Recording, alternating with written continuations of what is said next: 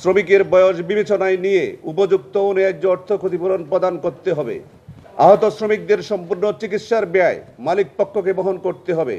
শারীরিক ও মানসিক ক্ষতি নিরসন, কর্মক্ষমতা হ্রাস, বয়স বিবেচনায় নিয়ে উপযুক্ত ও ন্যায্য অর্থ ক্ষতিপূরণ প্রদান করতে হবে। হাইকোর্টের একটা নির্দেশ আছে, রাত্রেও ইয়ার চালাতে পারবে না, শুক্রবারও ইয়ার চালাতে পারবে না। এই ক্ষেত্রে তারা শুক্রবার কাজ চালাইছে এবং তাও 8:30টায় এই দুর্ঘটনা ঘটছে। এটা একটা অপরাধ, এটা ফৌজদারি অপরাধ। গ্রিনের সার্টিফিকেট পেয়েছে, তাইলে এখানকে গ্রিনের যারা সার্টিফিকেট দিয়েছে এবং যারা বিস্ফোরক দ্রব্য নিয়ন্ত্রক অধিদপ্তর তাদেরকে এই জবাবদিহিতার ভিতরে আনা দরকার। তাইলে আগামীতে তারা সার্টিফিকেট দিতে চিন্তা করবে। পুনর্বাসন করলে অর্থ প্রদান সহ এই শিবিরে শুভেচ্ছা ও শুভকামনা সকলের জন্য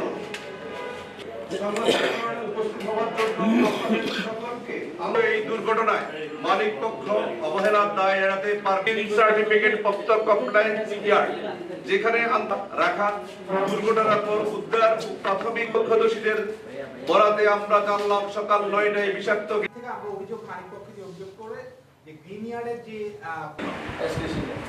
এটা তো শাসকগণ দোষ। এটা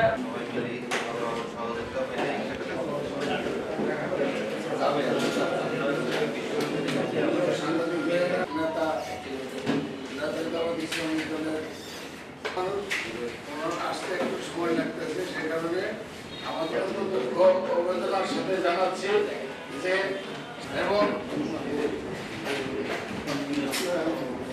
পরিষদের পক্ষ থেকে সাংবাদিক ভাইদেরকে জানাই সংরক্ষণের মধ্যেই আমাদের তপন দত্ত আসার সাথে সাথেই আমরা আমাদের সাংবাদিক সময় চেয়ে নিচ্ছি এবং সেই সাথে আমাদের